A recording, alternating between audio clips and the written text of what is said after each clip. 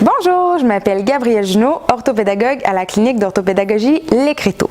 Aujourd'hui, je vous présente le jeu Trésor.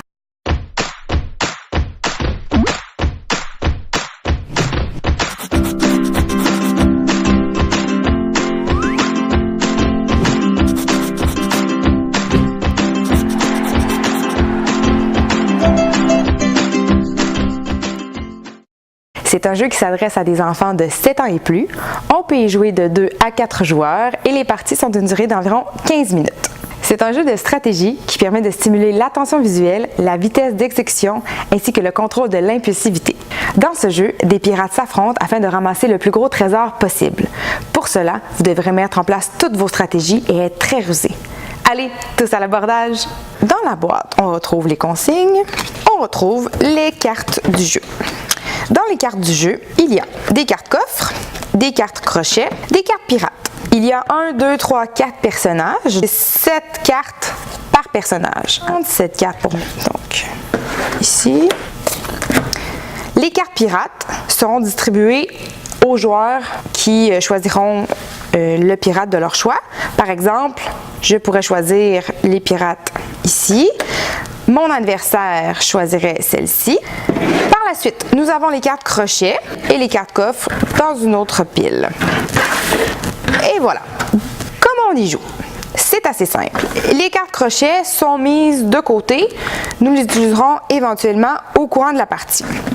Les cartes coffres, ce sont les cartes qui vous serviront à miser sur votre trésor. À chaque tour, nous devons utiliser 3 cartes coffres. Donc, une première qui sera retournée et 2 autres qui auront les faces cachées.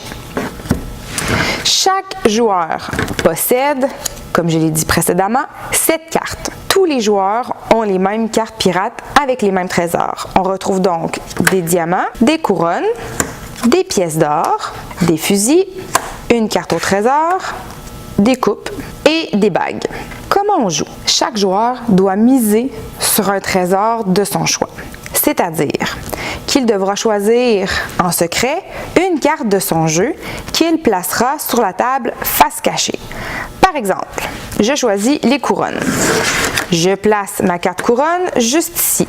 Tous les joueurs font de même et placent une carte sur la table.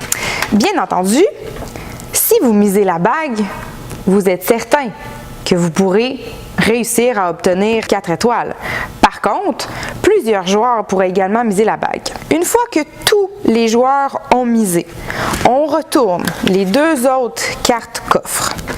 J'ai de la chance, il y a une couronne. Donc, et c'est là que votre vitesse d'exécution et le contrôle de l'impulsivité entrent en jeu. À go! Tous les joueurs retournent leurs cartes pirates en même temps. C'est magnifique, je suis la seule à avoir misé les couronnes. Je remporte donc la carte couronne. Le pirate ici présent remporte la coupe et les 2 autres joueurs, c'est dommage, ils ne remportent rien. Par contre, la carte trésor est une carte qu'on peut appeler une carte joker.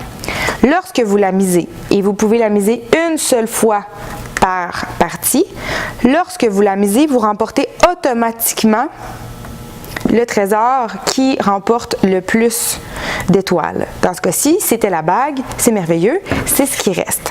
Je vous expliquerai tout à l'heure pourquoi ça ne pourrait ne pas être le cas. Donc, chaque joueur remporte sa carte et les étoiles vont s'accumuler au fur et à mesure de la partie. Ça peut être bien simple comme ça peut devenir assez compliqué. Je vous parlais tout à l'heure de vitesse d'exécution et de contrôle de l'impulsivité. Si par exemple, 2 joueurs avaient misé les couronnes, pour gagner les couronnes, il faut taper sur la carte. Pourquoi? Parce que 2 joueurs ont misé les couronnes. Il faut donc être le plus rapide, attention visuelle, et le plus rusé en tapant sur la couronne. Si je tape en premier, je gagne. Si je tape alors que je n'ai pas besoin de taper, en ce cas-ci, on parle du contrôle de l'impulsivité, donc si aucun autre joueur avait misé les couronnes et que je tape sur la couronne, je pige une carte crochet. Je n'avais pas à taper et j'ai tapé, pénalité, j'ai une carte crochet. Donc, on doit contrôler notre impulsivité, mais on doit quand même être très rapide lorsque deux joueurs ont misé la même carte pirate. Si j'avais misé les bagues et que mon adversaire avait une carte trésor, je veux gagner les bagues et la carte trésor est une carte joker. Donc, lorsqu'on visualise et qu'on regarde ce que nos adversaires ont mis, on doit être également très rapide parce qu'on doit se souvenir que la carte trésor, elle permet de remporter le trésor le plus précieux. Donc, si moi je veux avoir mes bagues, je dois taper.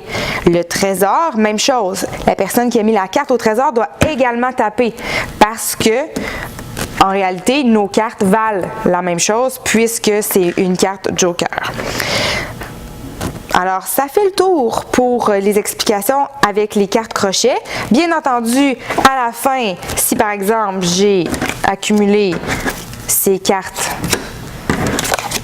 coffres ici présentes, j'ai gagné 1, 2, 3, 4, 5, 6 étoiles, mais que malheureusement, il y a eu des petits pépins au courant de la partie et que j'ai amassé également 2 cartes crochet, je dois soustraire ces étoiles à mon total. 1, 2, 3, 4, 5, 6. Donc 6 étoiles moins 2, j'aurai un total de 4 points. Tous les joueurs font leur total et le gagnant est celui qui a le plus de points à la fin. Trésor est un petit jeu de cartes beaucoup plus complexe qu'il en a l'air. Il nécessite d'avoir l'œil afin d'accumuler les plus gros trésors possibles. J'ai bien aimé son format pratico-pratique qui permet de le traîner un peu partout sans encombrement. C'est un jeu attrayant et stimulant avec un thème vraiment formidable pour les enfants. Qui n'a pas déjà rêvé de se transformer en pirate assaillant les mers à la recherche de trésors? Allez, c'est le moment de partir à l'aventure!